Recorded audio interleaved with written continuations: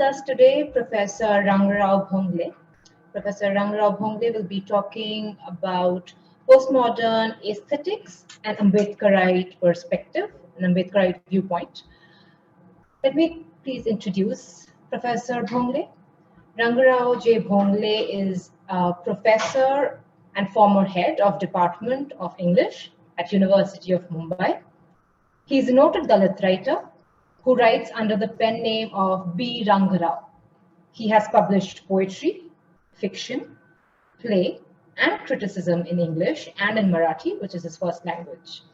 Some of his seminal works include Desperate Men and Women, 10 Short Stories from India, and Marathi Dalit Kavita, and many others which have received prestigious awards in the state. Professor Bhongle was also the Dard Professor at Otto von Guericke University at Magdeburg, Germany, where he held lessons on Indian English poetry for the German students. Professor Bhongle has edited the volume on Dalit poetry in Marathi for Sahitya Academy. Welcome, Professor Bhongle. We look forward to your lecture today. Good afternoon, everybody. All the lectures in this series were well within the framework of conventional academia. Mine is a deviation from conventionality and might evoke disagreement. I use the term Ambedkarite viewpoint instead of Dalit viewpoint in the title of my presentation because the word Dalit etymologically has degrading connotations. The followers of Dr. Ambedkar want to do away with that and replace it with the term Ambedkarite. In fact, shades of meaning of words keep on changing from time to time, from context to context. The word Dalit had almost come to mean the one who stands against injustice, social, political, or religious. The one who looks forward to a new world wherein everyone will be equal, safe, and dignified. But somehow the term Ambedkarite came to be a better choice and substitute because it denotes the man and his worldview, his philosophy. Dr. Ambedkar struggled for the total change in the Indian society and to rebuild it on the principles of liberty, equality, and fraternity. These principles are also the inspiring factors in the making of Dalit literature. Thus, the term Ambedkarite opposes everything that is canonical and welcomes everything that is new and revolutionary. It encompasses within its range welfare of every individual, despite caste, creed, race, or gender, and envisage better future for Indian democracy. I shall try to propound a theory crediting the postmodern situation which has witnessed thorough change in the world order. History of mankind from the beginning till World War II moved around the structural notion of permanence. History believed that and propagated that certain values are permanent, the binary values in particular, like man, woman, rich, poor, good, bad, beauty, ugliness, master, slave, etc. These discriminatory beliefs and understanding pervade the society everywhere. They form the core structure of aesthetics, with which arts was judged and appreciated. They form canons in every field and walk of life, and they form culture, that oppressive milieu in which a large section of humanity suffered and succumbed to the prescribed norms. The situation changed in and around 1950, as Arnold Toynbee, the British historian, had proclaimed. The spread of education and democratic values had awakened the masses to new social reality, wherein they began to breathe for the first time in fresh air or in free air. While this was a global phenomenon, in India it is marked by an internal strife. When a single individual, the enigmatic Dr. B.R. Ambedkar, fought against the entire system. It was due to his efforts mainly and largely that India was saved from being lost into a dreary desert of dead habits and customs. He aspired for democracy with its inherent principles of liberty, equality, social justice, and brotherhood, and incorporated them into the Indian Constitution. Dr. Ambedkar is the sole inspiration to the movement of Dalit literature, and caste is the major factor around which it evolves. The movement of Dalit literature took roots in Maharashtra during 1960s and 70s, and now it is a major trend in every Indian language, all the major languages in India. A major portion of my speech focuses upon Dalit literature, now called Ambedkarite literature, relating it to the postmodern aesthetics which opposes canonical norms in arts and literature. One more thing, Dalit sensibility cannot completely be found, cannot be traced in the movies of Nagnath Manjure, as I heard someone speaking the other day, or even in Sharan Kumar Limbale's Akkarmashi, not even in Bama's autobiography. They of course are victimization of the larger oppressive scheme, no doubt, but Dalit sensibility as such, with its agony and revolutionary spirit, is present in Namdev Rasar's Golpitha, in the short stories of Baburao Bagul, and in the Dalit women's autobiographies in Maharashtra in Marathi. With this brief introduction, I now come to the main speech of mine. Postmodernism is more a phase of history than perhaps a philosophical concept. A historical phase includes within its range political transformations and socio-cultural mutations. A philosopher relates them with conceptual reflections. One of my philosopher friends once told me that a philosopher scratches where there is no itch. Considering this statement as true, I leave philosophical connotations of postmodernism to my philosopher friend and try to analyze postmodernism as a phase of history which has opened up new vistas and avenues to understand man and the universe. It all happened after the World War II. History of the world from the beginning till the end of the 19th century remained the same despite revolutionary efforts and scientific discoveries during the European Renaissance. Even Darwin's theory of evolution remained dormant till the following century dawned upon the world, the 20th century. Modernist writers and artists responded to the changes that took place in Europe at the turn of the 20th century. The Darwinian views on man and nature, industrial revolution, new theories in human anthropology, Freudian analysis of human mind and personality, and war. The war that brought about unprecedented loss of human lives and property. These events deeply affected the young, sensitive minds of the day. Creative artists, in particular, were caught between two worlds, one dead, the other powerless to be born. Something which the great Victorians had experienced earlier. The Victorians, however, had chosen to stay with the existing world. Therefore, they led tension-free life and their arts remained conventional. The modernists, on the other hand, had no such choice because the world outside was so devastating that they found it difficult to remain sane. Some of them committed suicide. Man was said to be one among the innumerable species on the earth which are governed by the law of nature. The concept of God was reduced down to a mere myth. God is dead, said Nish, and all the churches are his sepulchres. That ushered in an era of disbelief in God. New theories in human anthropology, those by James Fraser and J.C. Weston, changed the conventional notion of human race. Industrial excesses and formation of big cities alienated man from the rest of his kind. The Freudian discoveries placed human being in an altogether unprecedented situation. And the war. The war brought about the destruction of human lives that had converted the entire Europe into a graveyard. All this had deeply affected the life in general and the creative sensibility in particular. The creative sensibility was termed as modernist sensibility in arts and in literature. It was a superficially new aesthetics. Superficial because there was really nothing new in it. The modernists did not oppose tradition as a whole. They only raised a cry against it. The modernists related themselves with classicism, and like the classicists earlier, they differentiated between us and they. Classicism was a brainchild of a privileged few who compelled others to follow their norms.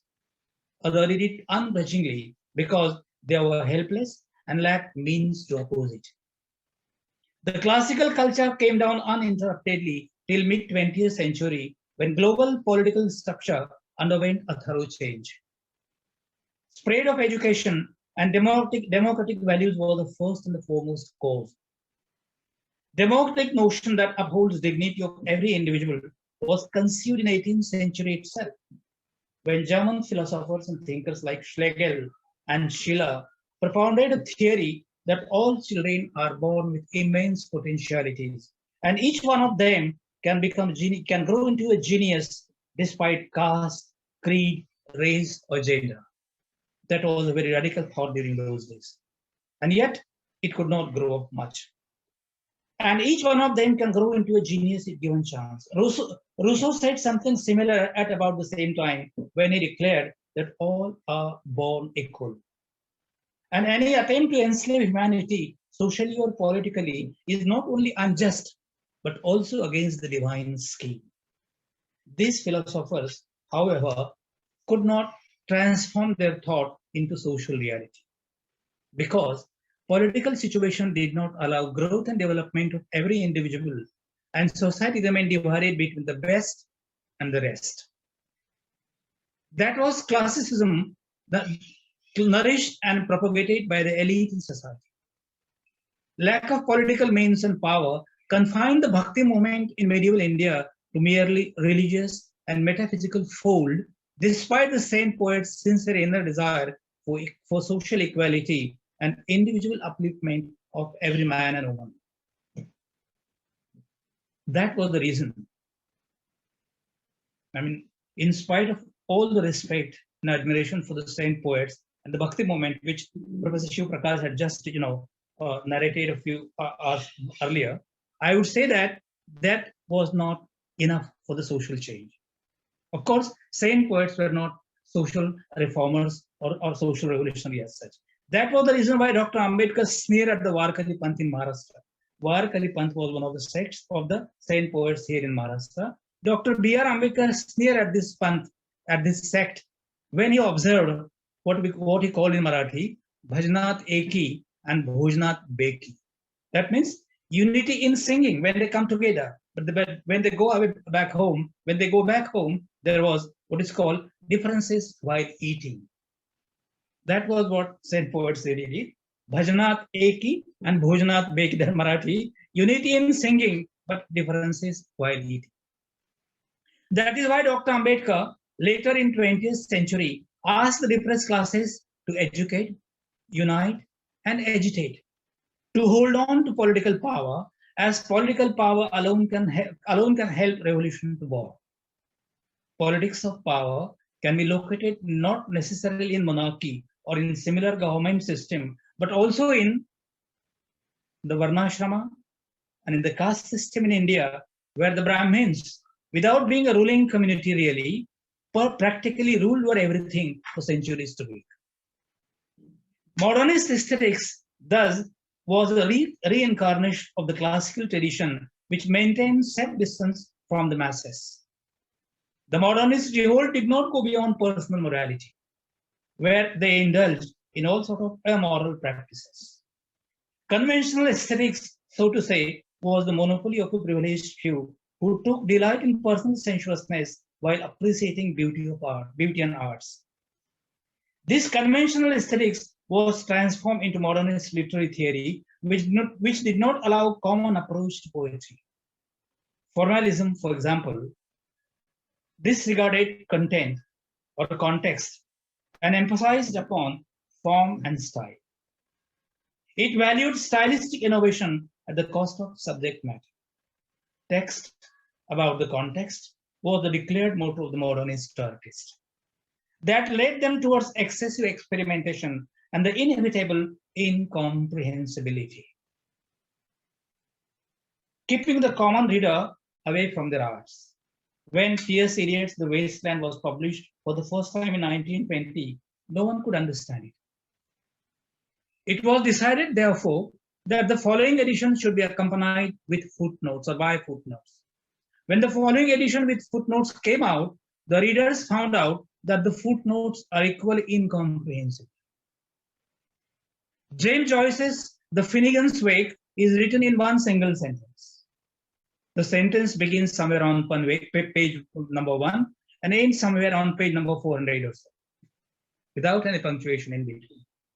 They transformed art into algebra using signs and personal symbols to manifest that vision which consisted mostly of anxiety, angst, and suffering of the inner mind. The world outside for them was insignificant. Even the war, which proved disaster for the entire humanity, did not really matter to them. W.B. Yeats did not include even a single war poet in Cambridge Book of Contemporary Verse he edited during those days, though the war poets had already created a chapter of history in English poetry. It writes in the introduction of the book, and I quote, "Why should we honor those only who die on the battlefield? A man may show much the same reckless courage by entering his own abyss." One of my students at the postgraduate English department of the university, who was well versed in literary studies, was annoyed at this attitude of the poet and said, "Why should we study these poets, these writers who disregard the world outside and display personal sensibility in an incomprehensible manner?" Complaints like these started pouring in as new awareness spread far and wide. C.P. Snow, the British novelist, described modernism as the most imbecile expression of antisocial feelings. Another literary critic of those days sneered at the modernist text, calling them merely words, and words. The Wasteland, the holy cow of modernist poetry, was said to be a profound comment on the loss of cultural values in Europe. Soon afterwards, the question being asked in this regard was, whose culture? This kind of interrogation would not have been possible without the ideological support of the post-structuralist thinkers like Derrida and others, who came out with the theory that linguistic norms do not remain the same. They change from time to time, from region to region, from context to context. Conventional linguistic images fall short of conveying new social reality. Conventional images with the linguistic structure so far had practiced and propagated, they fall short of conveying new social reality. A very good example of this is demonstrated by a Dalit poet in Marathi. The poet is called Narayan Surve, who in one of his poems says, "When I look at the full moon,"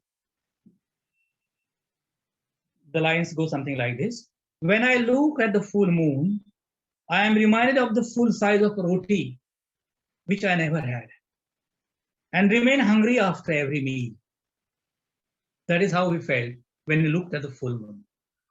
Arun Kamare, yet another Dalit poet in Marathi, who was also a co-founder of Dalit Panther, the militant Dalit organization, has an interesting story to narrate through a poem.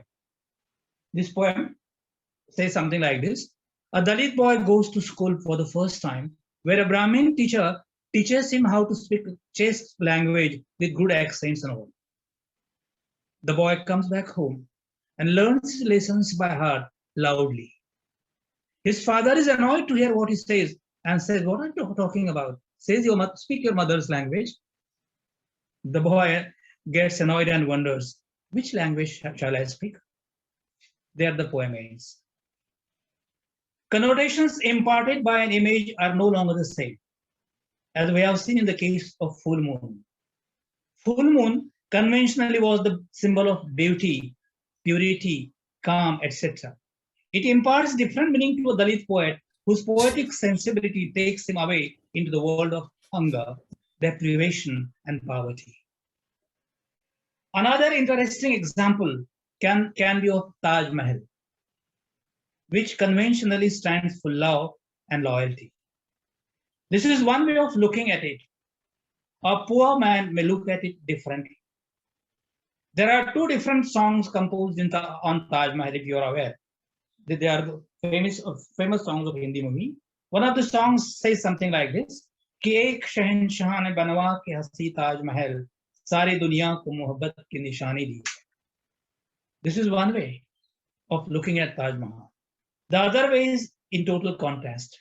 It says something like this: एक शहंशाह ने बनवा के हसीन ताज महल, हम गरीबों की मोहब्बत का उड़ाया है मजाक. क्या वही अपनी बीवी से प्यार करता था? क्या हम अपनी बीवियों से प्यार नहीं करते? This was different way of looking at the Taj Mahal, which once stood for love and loyalty. The changing context produced different aesthetics, which obviously had postmodern ideological support. Postmodernism was, among other things, a reaction against the modernist concept of creative arts. It rejected monopoly of an elite group and produced scope for everyone. Those social groups which had no voice earlier started speaking for themselves for the first time. Women all over the world, African Americans, writers and artists from the African continent, and Dalits in India. All these communities produced their own arts and literature and started speaking for themselves for the first time in the entire history. The recognition and approval they received was not only a matter of politics, it was also the result of understanding man and the universe. It is generally said that the recognition which these movements have received, the movements of the African Americans, the Dalits, and the women's, they are the political issues, they say. No, it is not. They are not the political issues. They are the result of new way of looking at the universe and new understanding of the man and the universe. The canonical philosophy, for example, the canonical thought, the canonical structure represented by August Rodin's thinker, if you're aware of that. The famous statue of thinker which came out was brought about in 1905 or something. That famous thinker I am reminded of, and I want you to recall it as well. The naked white gentleman, lost in deep speculation, was nothing more than of a modernist cocoon, which denied access to the wretched of the earth.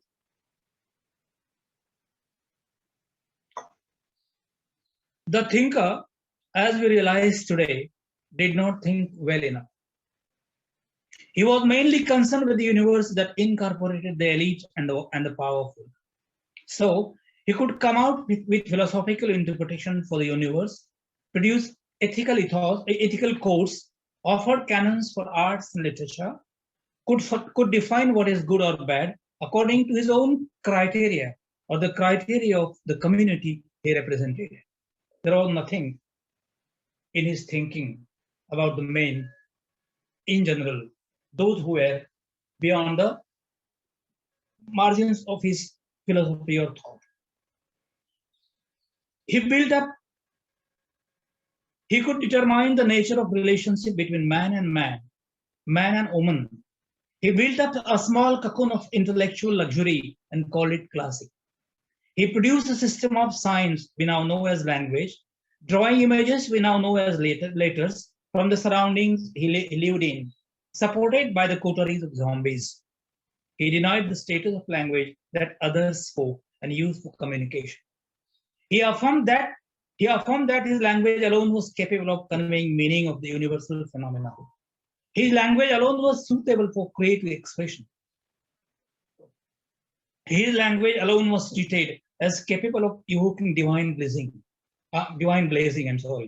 His language alone was said to be a perfect means of communication in a civilized society. The supremacy of one language and its linguistic norms was as constituted and established. This naked gentleman of Europe who represents all that is termed as classic, all that is traditional, and all that is incorporated in the pages of history, remain blissfully ignorant about the miseries, wretchedness, squalor, poverty, and inhuman beliefs and practices that are carried out in the name of law and religion.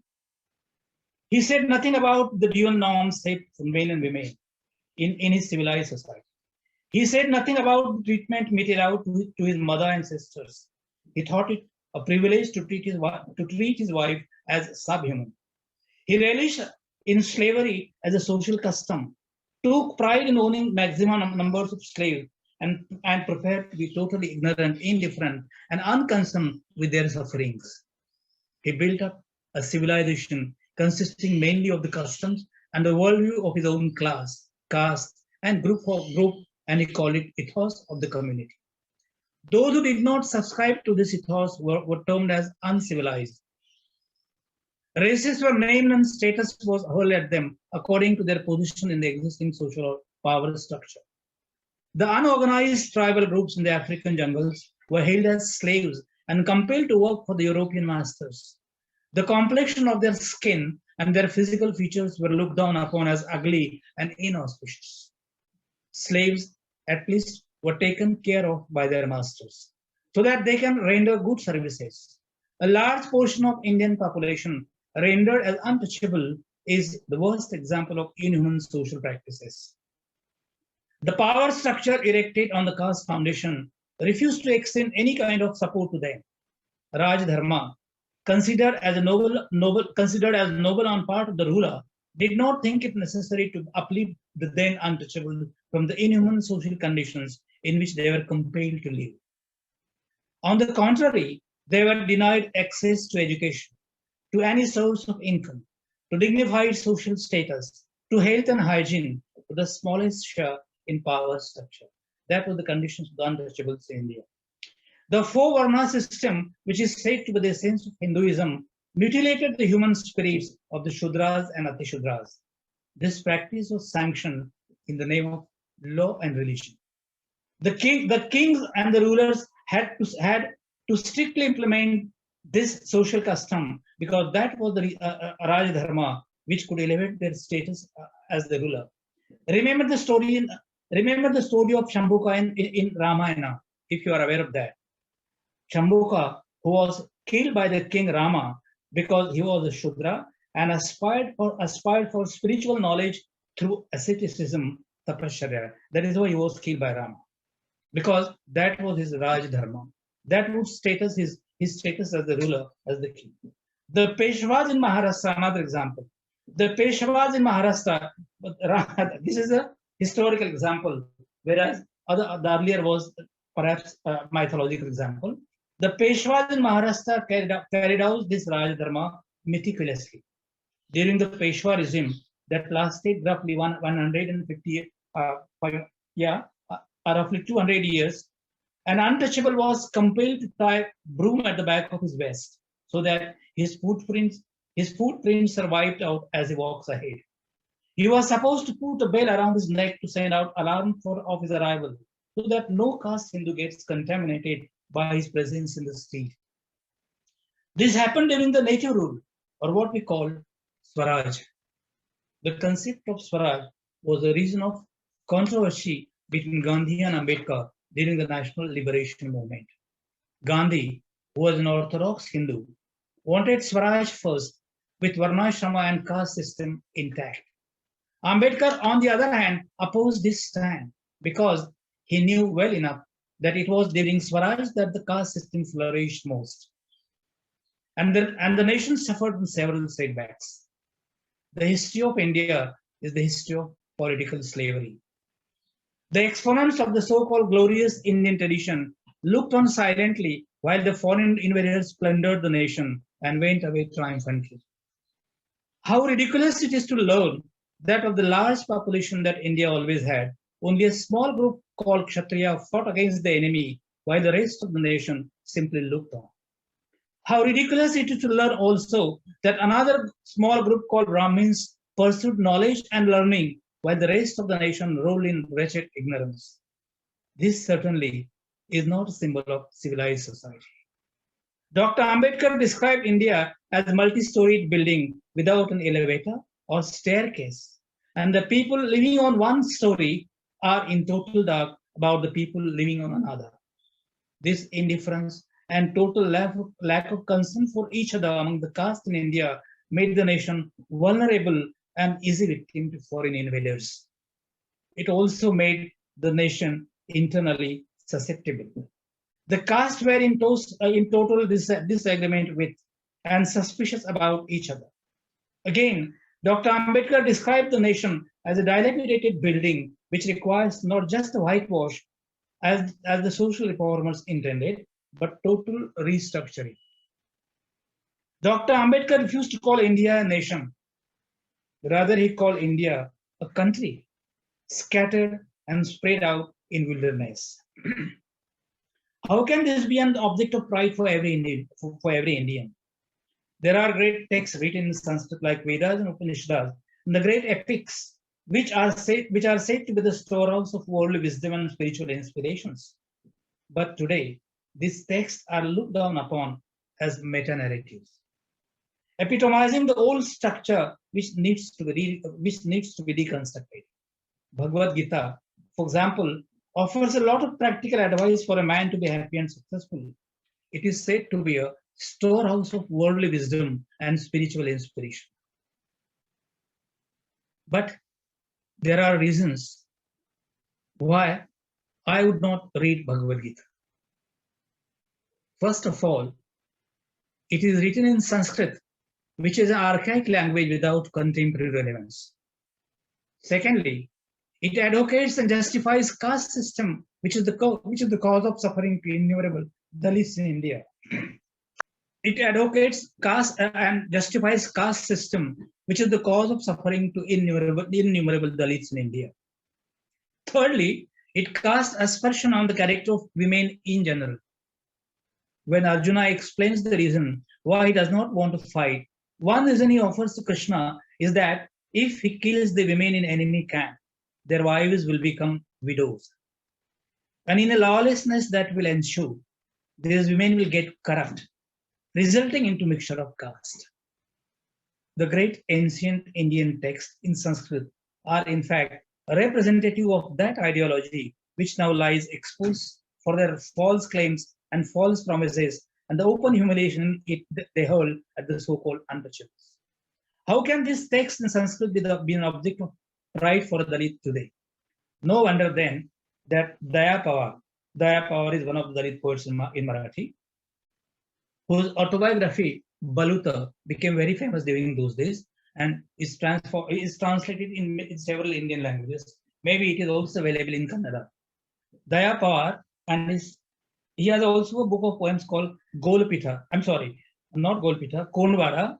And one of his poems there in this book, he says, he has some complaint against Valmiki, the great sage poets who composed Ramayana. He says in that poem, "O great poet," addressed to Valmiki, "O great poet, had you composed at least a single shloka highlighting our miseries and wretchedness, I would have offered you thousands of obeisances every day." I mean, he has such complaint against Valmiki that though he himself came from the backward community, so to say, earlier initially, he said nothing about his own community. He said he did not write even a single sentence about the wretched and miseries of the Dalits here in India or the so-called oppressed people which existed in large scale during those days, and he remained totally unconcerned about that. Therefore, he said that, "Oh great poet, had you composed at least a single shloka highlighting our miseries and wretchedness, I would have offered you thousands of obeisances every day." But that did not happen. And therefore, he said that you are not worthy of my respect. That was what Daya Pawar says to Valmiki. I think something similar poem is there in Tamil as well, where the composer of Tamil in Ramayana is accused of similarly, and the poet in Tamil, the Dalit poet, has similar accusation against the Tamil poet who composed Ramayana in Tamil. This kind of resistance is not confined to Dalit literature alone. Post-structuralist thinkers in Europe like Derrida, Foucault, Roland Barthes, and others studied the changing times, particularly after the World War II and after the fall of the empire. They envisaged a new social structure wherein all the privileges accumulated by one particular social group will be pulled down. They had read the changing political situation, which has ushered in new socio-cultural conditions, the spread of education, and democratic values after the World War II. The advance of scientific progress in reasoning had given rise to a new social class. Democracy values every individual, be it a man or a woman, black or white. One man, one vote is the principle of democracy. The spread of education created a new awareness among the masses. Every social group consisting of the oppressed and the downtrodden, including women, started asserting their identity. The elitist notions of arts and literature, preached and practiced by modernism, were challenged. Modernism was looked down upon, as I already said earlier, the most imbecile expression of antisocial feelings. What mattered now in the realm of arts and literature was sociology. Sociology was put aside in literary appreciation earlier or in aesthetic experience. Sociology was earlier looked upon as unnecessary, while describing aesthetic experience or literary appreciation. But after the situation changed, in contemporary aesthetics experience, sociology is an important asset, an important factor. It became a major asset in understanding a literary text. How will you understand a Dalit text? How will you appreciate Dalit poem without having knowledge of the context in which it is written? These are the questions today. Or that kind of anubhav which Professor Shiv Prakash somehow spoke sometimes back, that anubhav is not something which can be related to the worldliness. That is entirely otherworldliness. So if you want to have aesthetic experience of a Dalit literary text in any Indian language, or if you want to have the aesthetic experience of a woman's writing, you must also have the knowledge of context in which those things are written and produced. When women started writing about their experiences as women, all the social factors that had enslaved them in history had to be exposed. When the slaves in America wrote about their pitiable conditions, American social history had to be called in. Similarly, when Dalits in India asserted themselves, Indian social structure had to be ransacked. Dalit literature in India is the identity of a new writer who speaks for his community. Oppressed and exploited in the name of caste, which has been tortured and humiliated by being treated as untouchable. The literature produced by the erstwhile untouchable is replete with agonies and social slavery, agonies of social slavery, cries of protest, a revolt against the caste system, assertion of social identity, and a strong desire to subvert and dismantle the canonical norms in literature, in culture, in social tradition, and finally, a powerful vision of a new social structure based on egalitarian, equal women values. This revolt is not against the economic inequality. Let us leave it up to our Marxist brothers who call themselves progressive. Dalit revolt is against the caste system in India. Caste is the major fact. That is why I said that there are several texts which are considered as Dalit texts, but they do not speak about caste. Caste in their perceptions remains a minor issue. But Dalit writing or Dalit sensibility is really, revolves around the caste as a major fact. And those texts which are considered Dalit literary texts really do not deserve to be called Dalit because they do not speak of caste in a manner in which it should be. This revolt is not against the economic inequality. Let us leave it up to our Marxist brothers who call themselves progressive. Dalit revolt is against the caste system in Indian social structure. Caste is the worst enemy and a basic concern of a Dalit writer. That has been fully well demonstrated by Dalit writers in Marathi. Namdev Rasar's Golpita is a collection of poems. Premananda Gazbi's Ghod Bhar Pani, mouth full of water, as we might call it. Keshav Meshram's novel Pokhran. Baburao Bagu's collection of short stories called Jahwami Zaat Chorli Hoti, When I Had Hidden My Caste, are some of the texts that demonstrate Dalit revolt and Dalit sensibility. And I have a very serious doubt about some Dalit texts which are being treated and considered by the academia as Dalits. Dalit writing really, or Dalit sensibilities really can be conceived or pursued well when it is considered in the context of the caste here in India. Are some of the texts that demonstrate Dalit revolt and Dalit sensibility. Similar Dalit sensibility can be located in the works of Mohandas Naimishra in Hindi. His autobiography, Apne Apne Pinjre, the autobiography which brings about his revolutionary stance very well. Om Prakash Valmiki's Jhutan is a graphic account of Dalit life in northern states in India. Shoraj Singh Bechan's Mera Bachpan Mere Kandho Par is a moving story of a young Dalit boy who is harassed by the circumstances. Bipin Bihari's collection of short stories, Punarvas, Mera Apna Makan, Kal Ka Aaj, etc. These books also demonstrate a Dalit sensibility remarkably well. There are Gujarati Dalit writers like Harish Mangalam, Arvind Wegar, Madhukant Kalpit, Dalpat Chauhan, Joseph Mekwana, Neerav Patel, Mohan Parmar, etc., and several others who reveal similar revolutionary spirit and creative sensibility through their writings. It is necessary to locate the moment of Dalit literature with contemporary global literary and cultural scenario.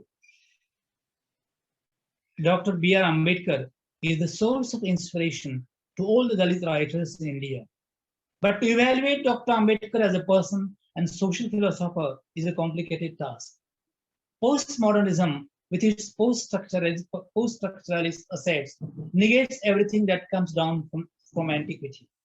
Dr. Ambedkar relinquished Hinduism, which propounds structural notion of man and the universe. Dr. Ambedkar's conversion to Buddhism recalls Buddha's reaction to irrationality that pervaded his time.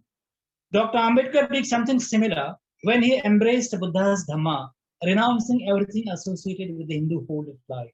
As a result, his followers, Dalit writers in particular, assumed a radical stand which negates everything that is traditional and canonical. They do not subscribe to the canonical nationalism, which is devoid of social relevance and reality. How does, they ask, singing Vande Mataram make a person nationalist, when the entire song does not refer even a single social reality and eulogizes only the mountain, the river, the trees, and the greeneries? Is it because it is written in Sanskrit and at a time when the nation was ruled over culturally by the Brahminical values?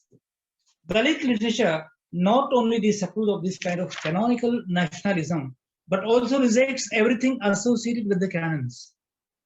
These lines by Namdev Rasar, for example.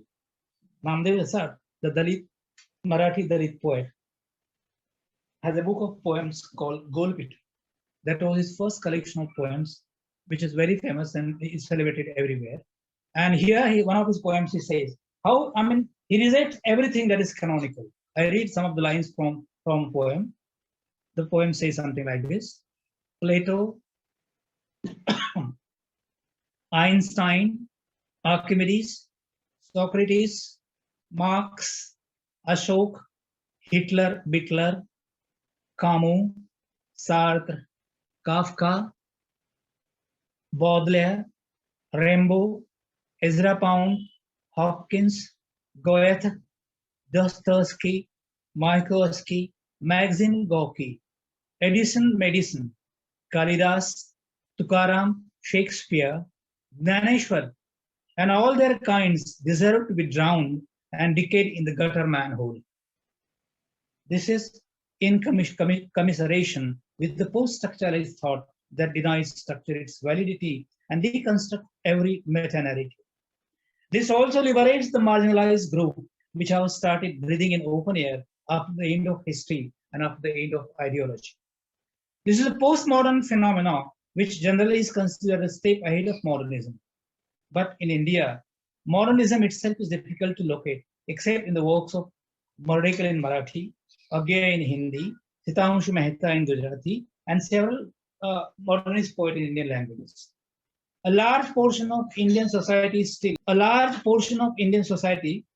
is still groping in the darkness of medieval times. How then can we talk about modernism and postmodernism in Indian society at this time?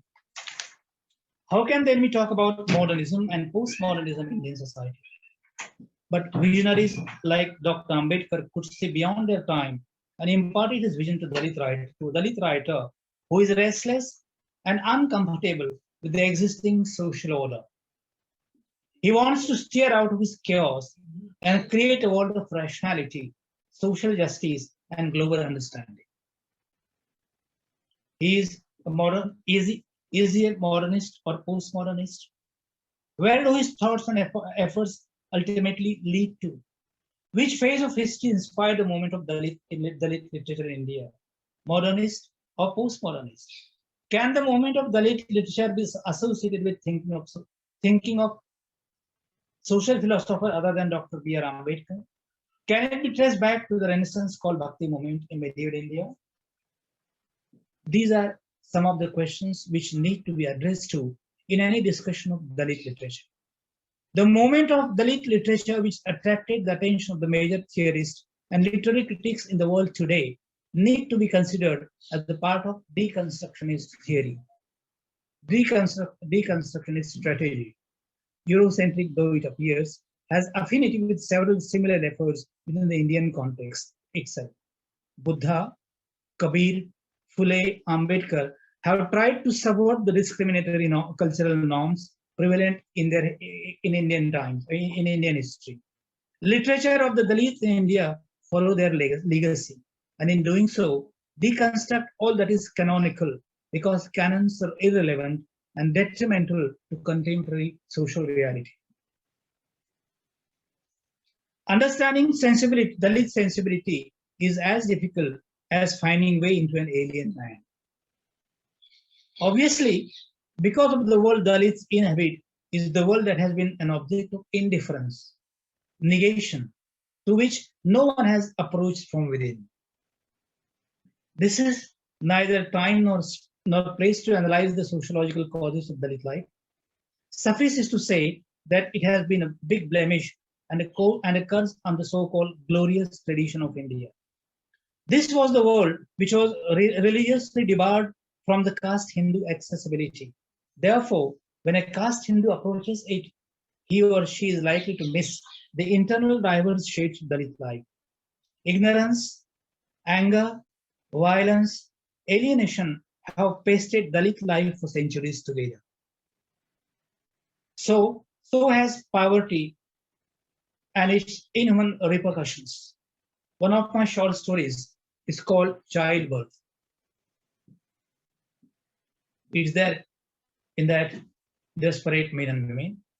The short story is called Childbirth, and it narrates the story of a Dalit woman who comes back home leaving her work incomplete in the farm as she has unbearable labor pain. She arrives home to realize that there is no one around and the moment of delivery has arrived. So she lies down quietly on the ground inside her threadbare house and pushes the child out. The child tumbles out in the human world, leaving the woman totally exhausted and hungry.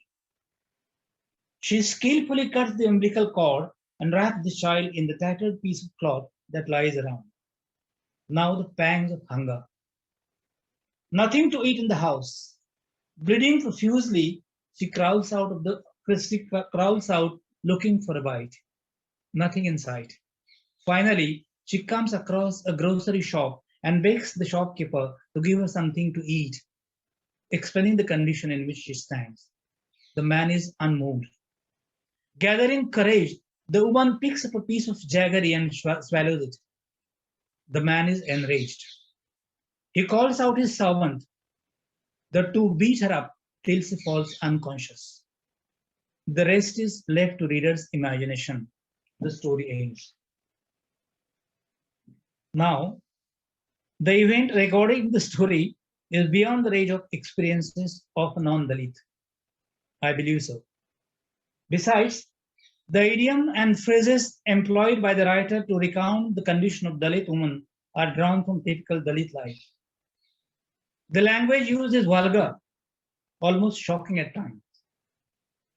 The passages in which the woman curses her husband, who spent many a night with her and enjoyed what the woman described, the pleasures of penis, is now nowhere to be seen. It is deeply pathetic and moving. The story, in fact, stands apart in the realm of short stories in India. To evaluate such a story is a challenge because it requires larger understanding of literary issues today and curiosity to know Dalit life from close quarters. Literary appreciation is not merely a mechanical activity involving linguistic expertise. It is not a monistic composition, so to say. Rather, it involves components of aesthetics and revolutionary concept of aesthetics for that matter. I am again not talking about conventional aesthetics, which really has to be renewed in the present contemporary context, where sociology plays a major role. It is not a monastic composition, so to say. Rather, it involves components of aesthetics and a revolutionary concept of aesthetics in the case of understanding Dalit sensibility. Dalit literature has evolved its own aesthetics, which demands deviation and understanding beyond the canonical literary standards. To understand a Dalit literary text without this understanding will be incomplete, almost disastrous. So, Ambedkarite viewpoint about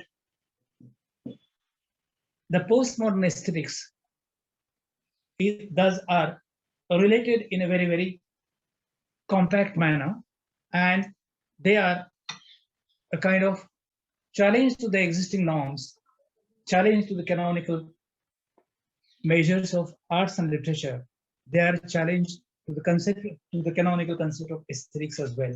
And postmodernity somehow is related to that, because postmodernism, as I already said, opposes modernism, and modernism was a kind of reincarnation of classicism, and thus postmodernity or postmodernism is a step ahead of what was described earlier as a step ahead of modernism and classicism, and speaks for contemporary social reality. I shall stop here and will be glad to answer the questions, queries, if there are any. Thank you, Professor Bhongle, for that really enigmatic lecture, if I may call it, because we've raised so many questions here, so many issues. And in many ways, it's actually also a continuation of a lecture we had day before yesterday, because many of the questions that you have touched on were certain things that were being discussed in the previous lecture. So I will, I'm not sure if you attended that lecture. It was by my colleague Tanima Nigam. She was talking about Dalit literature and raising questions about what constitutes Dalit literature, who can write Dalit literature, and also about talking about a way of critiquing Dalit literature, especially drawing on Limbale's arguments. So now that we have your perspective on this, and what I would like to begin with, to just raise a few questions before we invite questions from the audience. I would first like to ask you to elaborate a little more on this specific coinage you have, which you would like to cite as distinct from Dalit literature, this shift from the coinage of Dalit literature to Ambedkarite literature. This particular shift that you're talking about.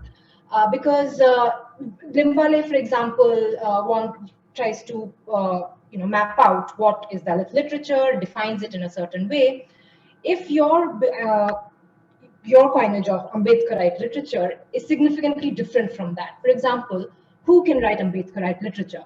Does it have to be someone who's born Dalit, who asserts himself as Dalit, or is someone who is not born Dalit or born in the lower caste but would like to assert themselves as Ambedkarite? Would that also, provided they do express a Dalit consciousness sensibility, an Ambedkarite sensibility, would that be characterized as Ambedkarite literature? One, because what another interesting thing that you talk about is this, when, especially with the shift from modernism to postmodernism, that there is a drastic shift from looking just inward with a greater association of the man with the world, because this is something very, very specific about, let's say, Dalit culture or Ambedkarite culture, which even the great sociologist Sharmila Rege has talked about, that how there is a shift in engagement with the community for the culture, especially I think in her essay, which is called Interrogating the Thesis of Irrational Deification, where she says that, there's a lot of times these gatherings on Chaitya Bhumi in Mumbai during Ambedkarite events, calendar dates, how they are often seen as something almost nuisance-like, because they are just people gathering and creating trouble in traffic. But it is actually these spaces where these cultures really bloom, especially the Gayan parties, the singing troops, for example, of Maharashtra, which have really bloomed in the 90s. These become places for them to express themselves. And this shift towards community, right? That it is not just about the person writing anymore, but a very, very strong association with the community, because she talks about this particular music collection, which is I Love You Ambedkar, where one of the singers, a wife, tells her husband that if you do not let me go to Chaitya Bhumi this time, at her, anyway, she wants to go somewhere, I think, apart from her husband's place. And she said, if you do not want me to go there, I am leaving you, because my commitment to Baba Saheb, my commitment to my community is greater than my commitment to the household and to you. So, and with this shift in community, because this is something so significant that we have seen emerge with Ambedkarite literature, culture, or Dalit literature and culture. So this is quite significant, I think, and perhaps your views, a little more elaboration on this would really help us. Yeah, I'll answer the first query first, because caste is a main factor here in the Dalit, what we call creative sensibility. And the writer or the thinker who speaks about caste and opposes this caste first, that alone can be treated as a Dalit writer. And many writers who claim themselves to be Dalit writers really do not speak about caste as such. They just beat about the bush about, for example, Sharan Kumar Limbale's autobiography, Akkar Mashi, is about the story of a boy who is born out of wedlock, illegitimate child. And then, it's a part of the general oppressive scheme, but it really cannot be termed as Dalit, because Dalit essentially is about the caste system, and he revolts against the caste. Casteless society is what Ambedkar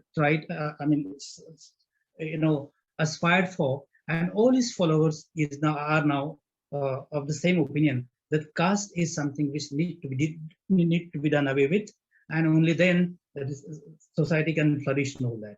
And Dalit word was done away with, because we in Maharashtra don't call ourselves Dalit writers and the thinkers. We call ourselves Ambedkarites, because as I was already stated in my presentation, in my speech, that Dalit etymologically has degrading connotations, the last in the society or something like that, and one who is wretched and all that. So we now have come out of that stage. Now we are as much civilized, so to say, as any other caste or any other community in the world is. So why should we call ourselves Dalit?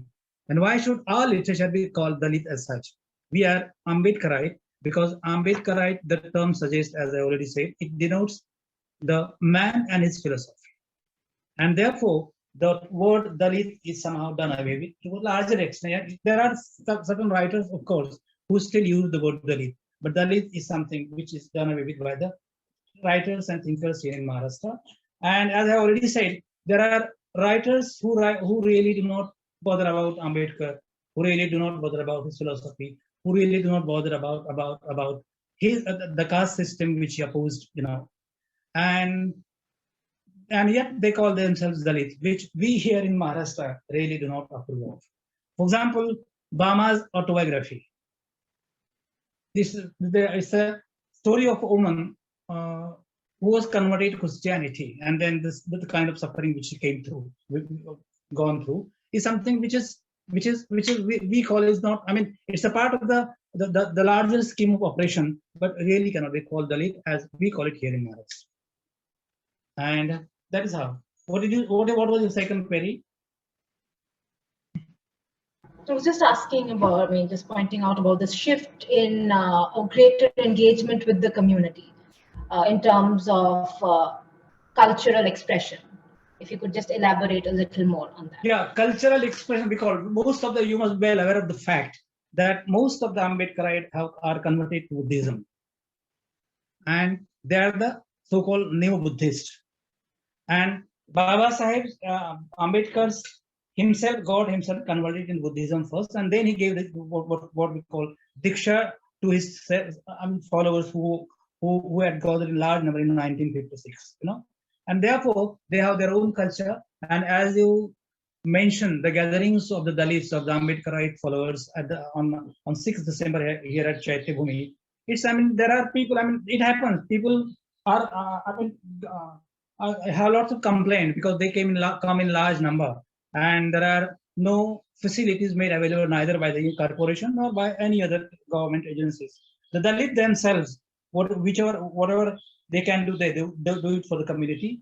And in spite of the efforts by the corporation and the government, the efforts fall short, it seems. So there are things which cause trouble to the residences around, but that shows that they are so aware of their legacy, and they are so spirited about what we call this conversion to Buddhism and their leader, whom they call Baba Sahib. So it happens everywhere, I suppose. And people came from all parts of Maharashtra, even from some parts of Karnataka as well, I believe. And they come and join and stay here for some times. And that is how it happens at Chaitya. There is a kind of community spirit. There is a sort of community spirit among the Dalits here in Maharashtra, at least, and I believe everywhere in the nation, every part of the nation, in every state, I believe. That is how it is, or it should be rather. Thank you, Professor Bhongle. Questions, comments from the audience participants, please go ahead. Yes, Randhir, please go ahead, Randhir. I have a question. If I am not born in Germany and not a Jew, I can be Marxist. Okay. In the same way, if I am not born in a Dalit family, but I feel a close affinity with the Ambedkarite ideology, can I call myself, or will you consider me as an Ambedkarite? Well, that is a very old question and a good one for that matter. Can a non-Dalit write a Dalit poem or Dalit short story, or can I be considered as a Dalit? Well, it's somehow, so it's not as here that I'm reminded of a story where a young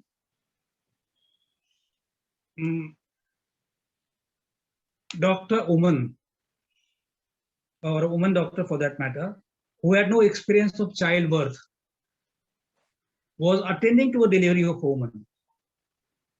And the woman was in very bad labor pain. She was screaming and crying and all that. So the doctor, who had no experience of childbirth, scolded her.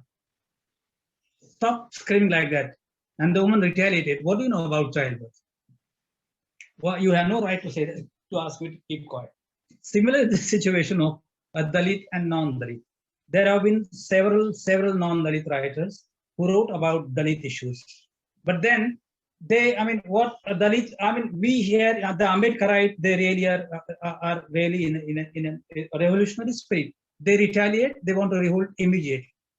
And therefore, if a non-Dalit man writes very sympathetically, expresses deep sympathy and pity and all that towards the Dalit and other things, they really do not, that really is not well enough. He should be or she should be in a position to react in a way a Dalit is. That is what matters. That is what matters in this case most. And there are several men who write about women's issues. So how do you take that?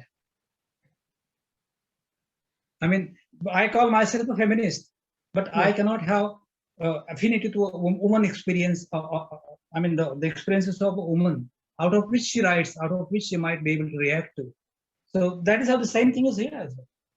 So there are several, I mean, someone I was listening to, I think, Miss Nigam's lecture the other day, she had mentioned Mulkraj Anand's Untouchable, Bama, what is the boy called? I forget the name, Baka or something. But a Dalit writer today would not treat the protagonist the way Mulkraj Anand has. A Dalit writer, if I am I'm supposed to write a story about Baka, the protagonist, I would have made him revolutionary. I would have made him angry instead of the kind of making him sentimental and withdrawn into that kind of situation. So that is the difference between Mulkraj Anand and B. Rangrao, that is me writing about them. I would have instantly reacted. I would have made him revolutionary and react against the entire social situation. That is what the Ambedkarite is. They want to react, they want to revolt, they want to change the entire social structure. And maybe they are even ready to compromise, but then that must be out of some sort of compulsion. That is the difference, I think, between Dalit and non. Sorry to continue, but I just asked this question because I am a female and I have read the stories of Manto, his Urdu writer. Yeah, and Saadat Hasan Manto. The way he portrayed female characters, that really surprises me. That how come Manto, if you look at his story Hatak, the main character of the Hatak, I really get surprised to see how come Manto experienced that woman's sensibility to such a great extent. I mean, I feel that Manto is a woman, she's a female. And at times I feel that his experience as a woman, I think, is far greater than mine. That in this perspective, I asked you this question. Yeah, I mean, I have read all the stories of Saadat Manto, and he is he could feel that kind of sensibility. But then again, I would say that the woman writer would have done better than what he did. Thank you, Randhir. Kanchan, please go ahead. Thank you, sir, for this lecture. That was really nice to have you here. My question is, sir, now we can see, maybe, at least I'm also from Maharashtra, and I can understand certain... What is your name? Your name didn't appear. Yeah, Kanchan Gopte. Yeah. Sir, the problem I want to highlight, this particular problem of appropriation that comes up whenever we are talking about Dalit literature or everything. The problem is somewhere I have seen that a lot of bitterness is coming in. Don't you think that we have been taught history wrongly? So most of the times, maybe for example, I appreciate Swami Vivekananda, for example. And now new interpretations are coming up, and they show that, and in school we were taught that he was against caste system and everything. I mean, all the social reformers most of the times. And new interpretations come up, and then maybe it happens that Vivekananda is also appropriated as some supremacist, or who also had casteism in his mind. And there are many. Or for example, Mahatma Phule today, I can see it is going for a little out of context, not strictly in academics, but in social media also we can see that someone like Mahatma Phule, who is pitted as anti-Brahmin, pitted against someone as anti-Brahmin person. So somewhere, how can we have, we have to have a casteless society, and there could be no disagreement on that. But then there is some bitterness coming in somewhere and appropriating new interpretation which are appropriating these reformers, and that is also leading to, I think, dividing society more than getting it together. Yeah, but who does that? It's done for the political benefits mostly, if you say so. I mean, we thinkers are the academicians really do not go in for that. It is the politics which plays that kind of disasters between amongst us here in India, everywhere. So it is the politics, not generally the thought. I mean, if you are a right thinker, I mean, think in the right manner, there is no reason why you should be bitter against me or I should be bitter against you. It is the politics which plays here, and that is the reason why this kind of bitterness is being pervaded, I mean, being spread out everywhere.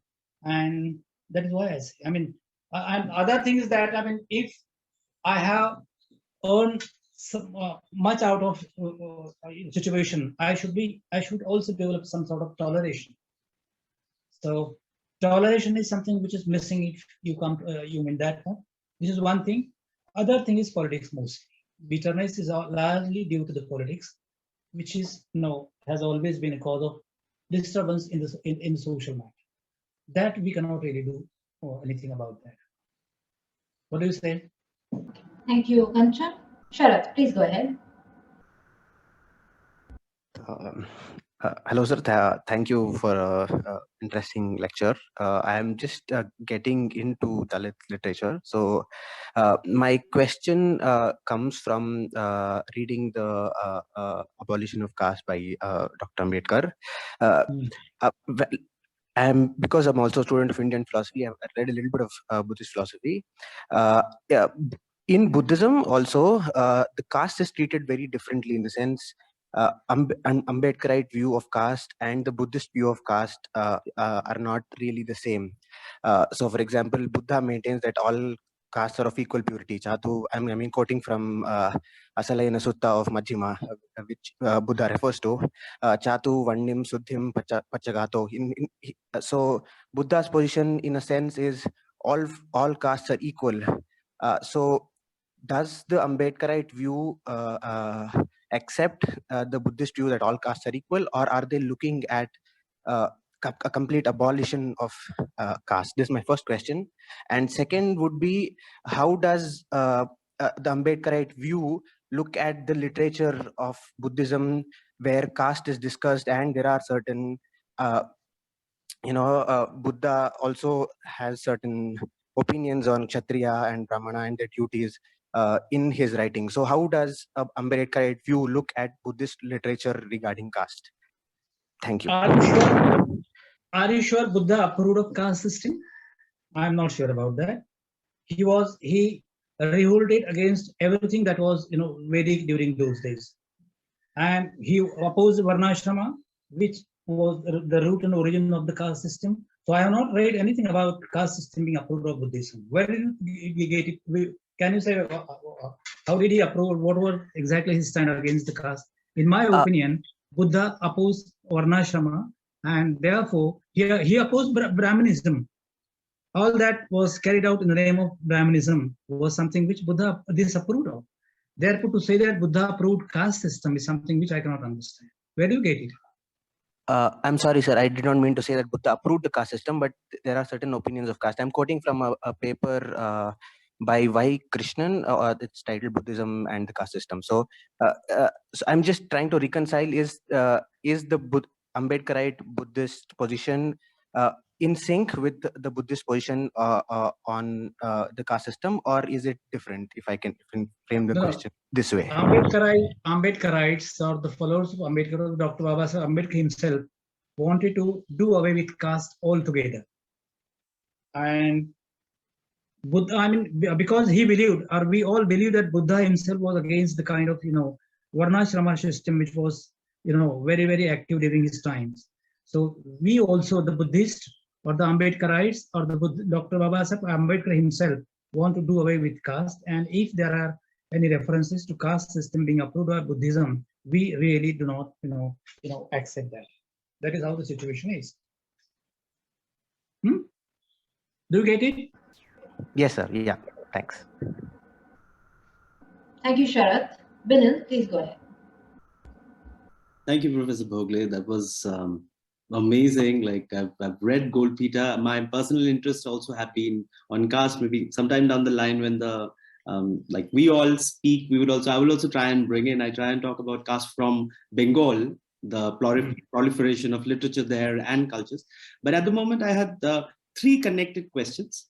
Okay. Sorry for asking like one. Like I'm talking about three. One is specifically coming in from the reading. I understand this position and I'm also extending it further. One of the readings which was circulated is Annihilation of Caste with an introduction by Arundhati Roy, which is there. No? So what is your take? Because I also know about very radical positionalities. If you know the book Hatred in the Belly, which technically takes up position that to some extent you were suggesting that, well, there's a complete rejection. How can Arundhati Roy write an introduction to this text? So I just want to understand how do we deal with that? That's one question.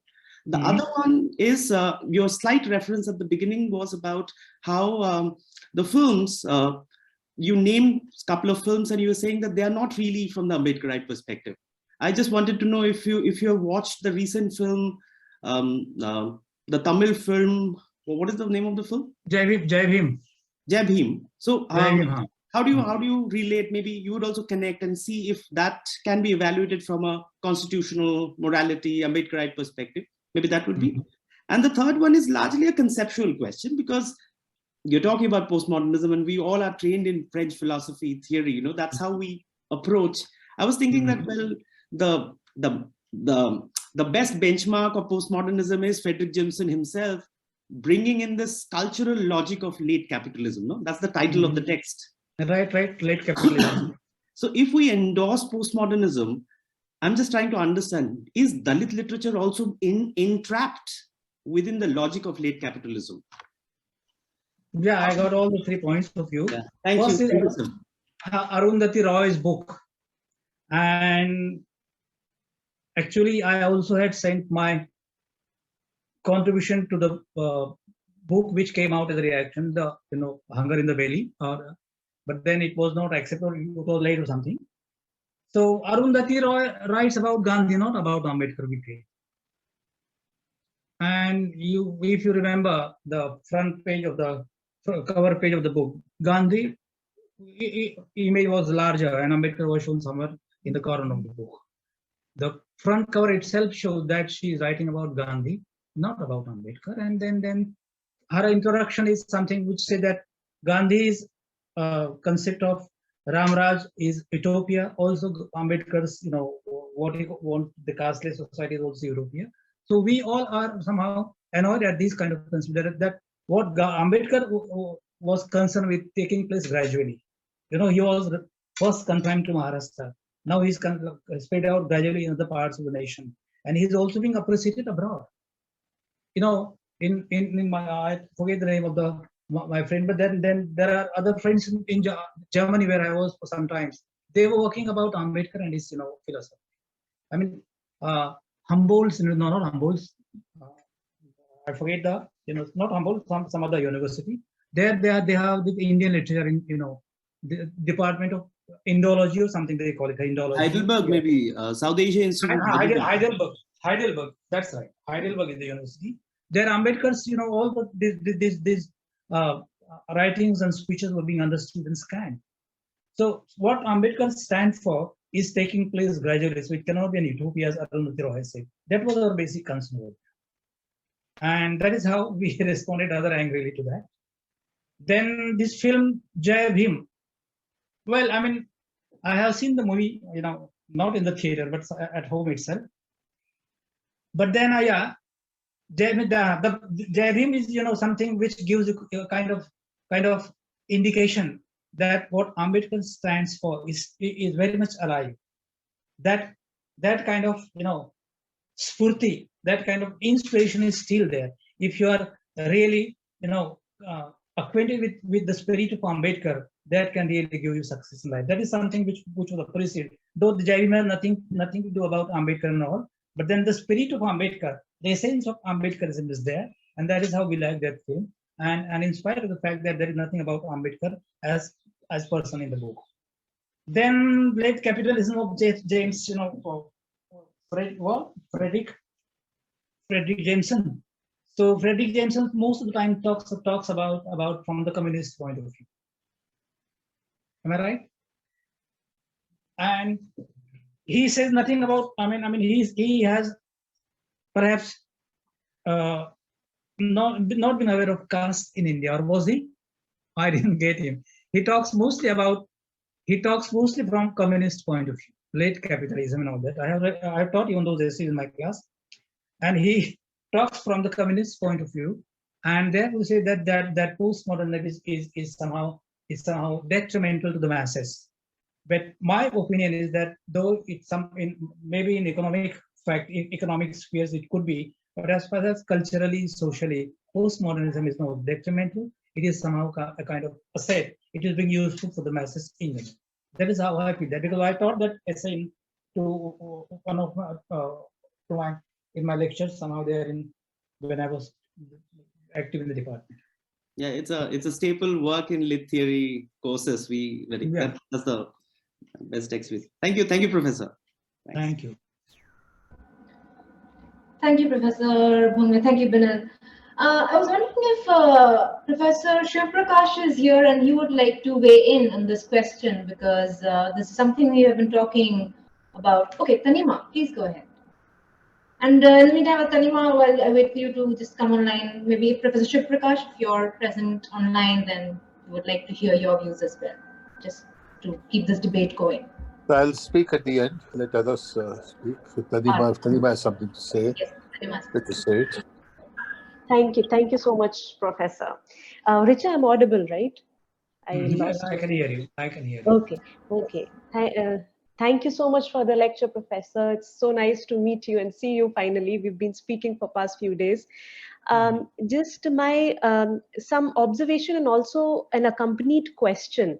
It is somewhat related to what Randhir had brought in, and she mentioned Manto's work and how she, after reading Manto, for instance, felt that he writes women better, he narrates women better than she would.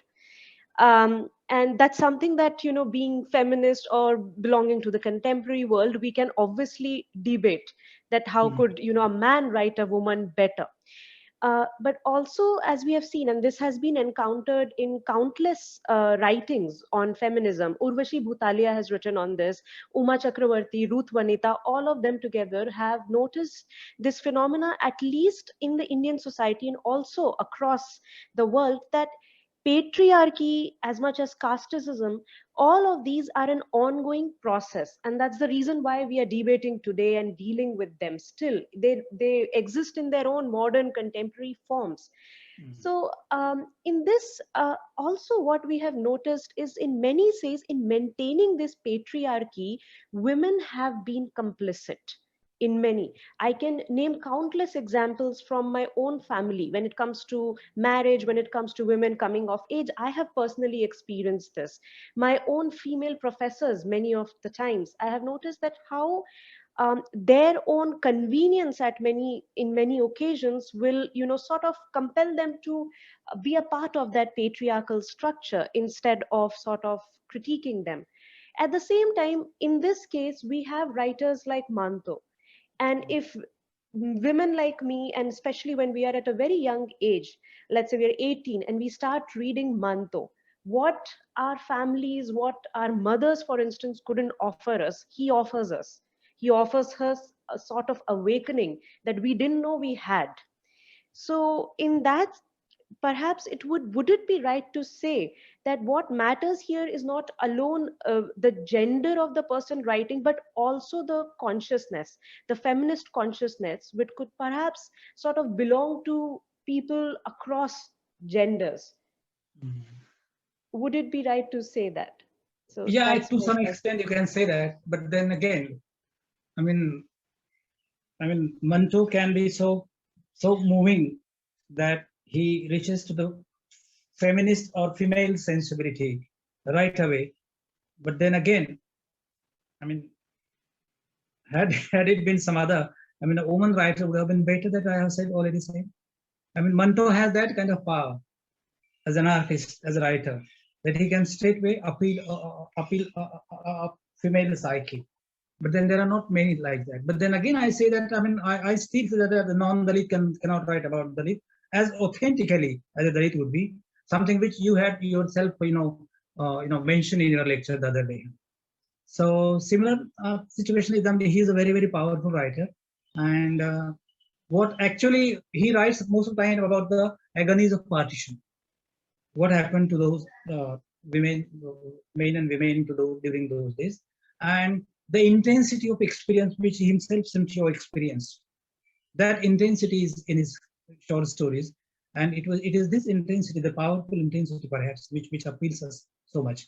So Manto's example is okay, but then I again say that a woman writer who had undergone those experiences, a woman writer, if she had undergone those experiences of partition, how she would have done better.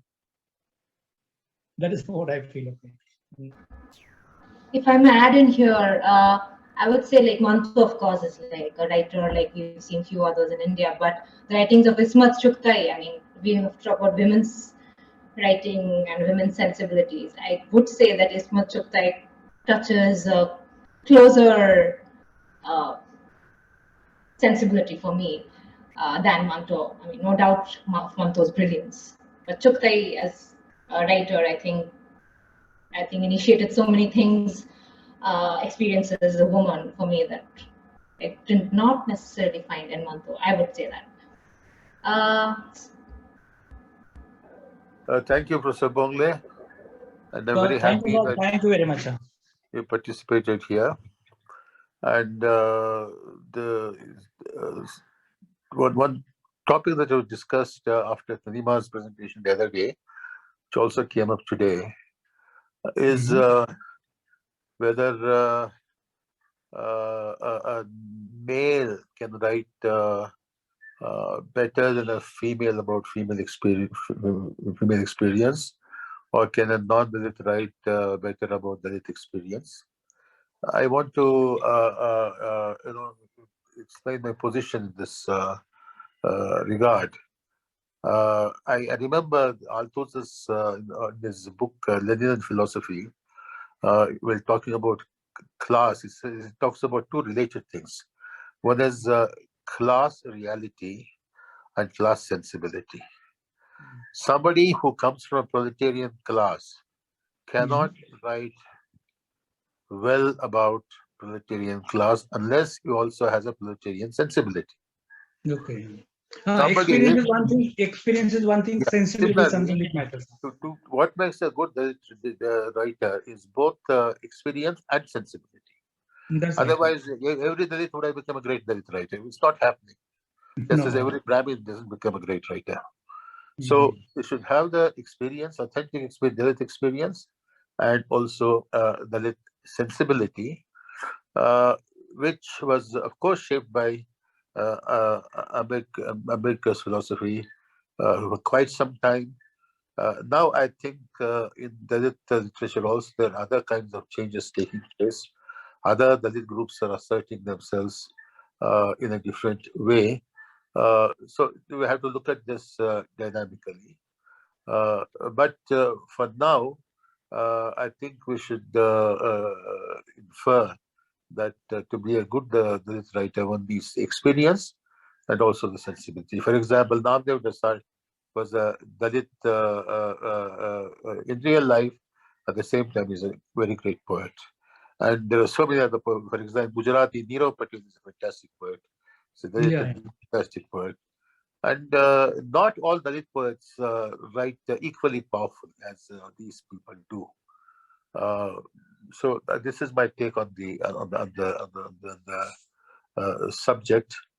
And of course, Jai Bhim, yes, I agree with Professor Bhongle. It's not about Ambedkar, but the spirit of Ambedkar is very much present there.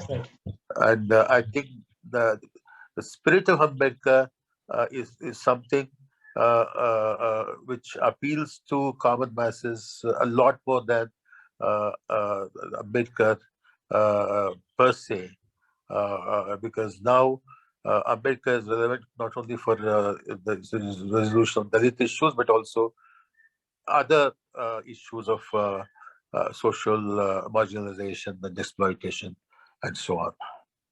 So I think that movie is a great tribute to Ambedkar, the first of its kind, to the best of my knowledge. Yeah. Yeah, sir, you are right. Whatever you say, I agree with what everything you said, and then how the situation is. But I would the other day you said something about sociology. About sociology in matter of aesthetic experience. You said something earlier. Yeah. Now sociology matters. That is why what I wanted to say. The sociology is important in understanding and explaining the content and form of works of literature. But when it comes to response to literary appreciation, I think partly shaped by sociology, it's also shaped by other factors which are not entirely sociological, I think. Otherwise, you wouldn't be able to relate to and appreciate works of cultures we don't understand sociologically at all. For example, when I read a story by Nagugi or a poem by Wole Soyinka, how do I respond? What do I know about Yoruba culture except what little I've read about these available in English? But at the same time, there is something in the works of art that not entirely determined by what the Marxists would call the base structure, the historical and material conditions of the work.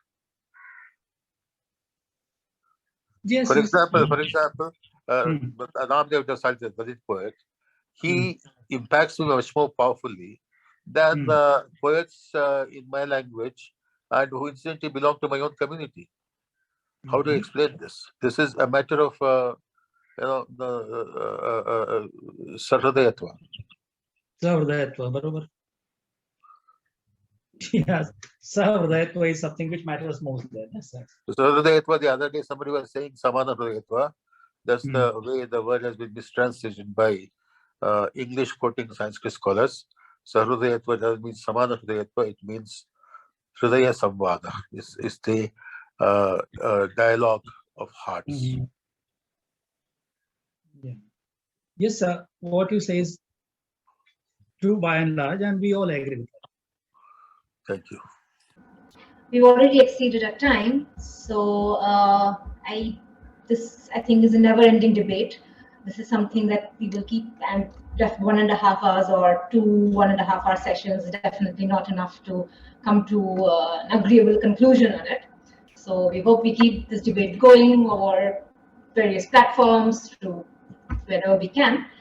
Thank you so much, Professor Bhongle, for taking us through this excellent, very, very passionate and really invigorating speech and lecture. Thank you so much. Thank you, audience. We now conclude this session. Thank you so much. Thank you.